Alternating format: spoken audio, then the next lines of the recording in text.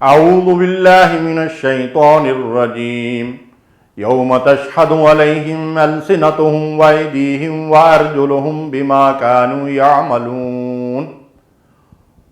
قیامت کا دن وہ ہوگا کہ اس دن لوگوں کی زبانیں ان کے اوپر خود گواہ ہوں گی، ان کے ہاتھ اور پاؤں ان کے عمل کی گواہی دیں گے۔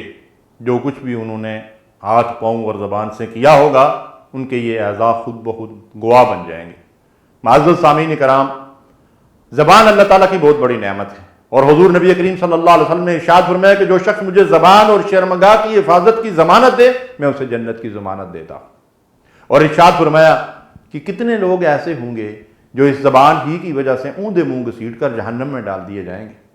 زبان کا مسئلہ بڑا اہم ہے، اور آفات اللسان بے شمار ہیں، یعنی زبان کی آفتیں، زبان کے گناہ۔ اگر آپ گناہوں کی گنتی کریں تو بے شمار گناہوں کا تعلق انسان کی زبان سے ہے۔ جھوٹ کتنا بڑا گناہ ہے، اس کا تعلق انسان کی زبان سے ہے۔ وعدہ خلافی زبان سے تعلق ہے۔ غیبت انسان زبان سے کرتا ہے، اور اشارے کنائے میں کسی کو عیب لگانا، کسی کو اوپر بہتان باندھنا، اس طرح کے بہت سارے گناہ ہیں جن کا تعلق انسان کی زبان سے ہے۔ تو زبان کی حفاظت بڑی اہم چیز ہے۔ بہت سارے لوگ ہیں کہ جو بات بات پہ گالی گلوچ کرتے ہیں، بد زبانی اور بد کلامی کرتے ہیں۔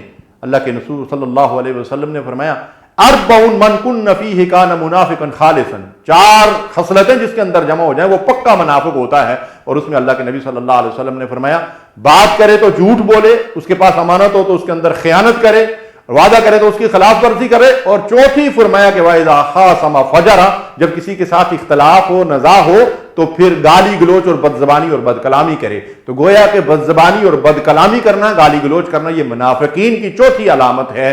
تو ہمیں اس سے گریز کرنا چاہیے اور پرہیز کرنا چاہیے۔ نبی کریم صلی اللہ علیہ وسلم نے فرمایا کہ آدمی کا دین درست نہیں ہو سکتا جب تک اس کا دل درست نہ ہو، اور دل درست نہیں ہو سکتا جب تک اس کی زبان درست نہ ہو۔ اللہ تبارک و تعالی ہمیں زبان کی حفاظت کی توفیق دے۔